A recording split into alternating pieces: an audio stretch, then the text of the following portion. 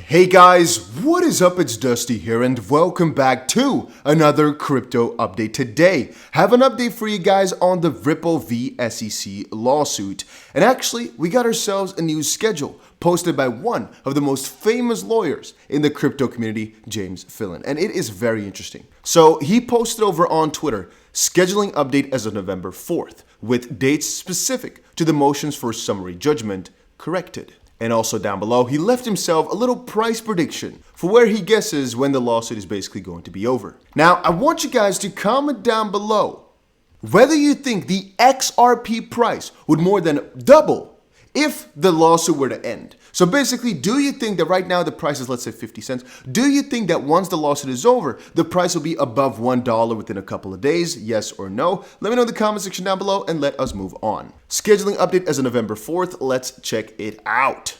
The parties have found that, this is again about 2 minutes ago by now, I think still 2 minutes max. The parties have filed their motions for summary judgment, their opposition briefs to each other's motions for summary judgment, and we are awaiting the parties' replies. So if you're wondering what that refers to, it's like we described earlier, basically the last phase in the lawsuit where Ripple puts forth other arguments. Let's say the SEC puts forth other arguments. They respond to each other's arguments and then they reply to each other's responses to the arguments. I think that's one of the easiest ways to describe it. We've had the initial argumentations from both sides. We've had the initial responses from both sides. And there's a couple different, I guess, phases with that too, where first they file it where only, the people behind the closed doors can see it. Then they meet up and they basically say, hey, we think this should be hidden, that should be hidden for the public. And then a couple of days later, it gets filed to the public. And the reason I think that James Fillon now shared a new schedule is because the SEC said, hey, let's delay it by 15 days. Let's take everything that's coming up and put 15 days on top of it right there. And so because that, if you keep looking at the old schedule, things don't align anymore. We need a little update with what exactly is about to happen. Now, again, though, guys, before I forget, grab yourself $10 for absolutely free over on BitGet. It's a crypto exchange I personally use. Just check the link out down below because you get $10 for free for just signing up. And then if you deposit something, $50 or more, you get $20 in XRP for absolutely free. And I believe you can use this in the US, Australia, UK, wherever without a VPN. You guys can comment down below if that's actually the case. I've seen a lot of people use it fine, even though they might get some sort of message saying it's not possible. As far as I've understood, it is completely possible, but obviously check it out for yourselves. There's actually upwards of $8,000 worth of deposit bonuses, and that basically means if you deposit a certain amount, you get these basically dollars for free. Again, as of this point, there are trading bonus. You don't get the actual money just in your pocket like. But if you're a little bit smart with it, you can turn this into cold hard cash, or you can just use it to trade with as well. That's basically what the funds are for. So it's just going to act as if you have $110 in your account, but you basically can just not withdraw it, but you can trade with it as far as you want. And so the same thing goes for that $8,000 bonus as well. It's just $8,000 that you get for absolutely free. It is the highest bonus that every exchange or any exchange has ever given. So make sure you check it out. A link will be down below. Now, let us continue with the schedule. Motions for summary judgment. The court has approved the following schedule in connection with the motions for summary judgment. November 11th, all right, for all my Dutchies, Sint Maarten. Deadline for any additional amicus motions and briefs. This is basically where all the friends of the courts come in and explain their side of the story. We have about a week left of them being able to come on in. And that's basically to prevent the SEC from requesting for delays, which to a certain degree is quite logical if there were always allowed to become more and more friends of the court, amici. Well, when exactly could the SEC file their document, as they might have not seen everything, or maybe they would file it, but then, so things wouldn't make sense, basically. They need a certain deadline, and then a little bit later, the SEC needs to be able to respond to everything. And this before, there was no deadline for that, the amicus stuff, as far as I know, but the deadline for the SEC's response, so to speak, it's for both sides, but hey, was actually November 15th, and they pushed that back to November 30th, and here's what that says. November 30th. Parties file summary judgment reply briefs temporarily under seal. The page limit for these replies has been increased from 45 to 55 pages, and any responses to the various amicus briefs must be contained in these replies. So that's that. I think that's quite obvious exactly what's happening then.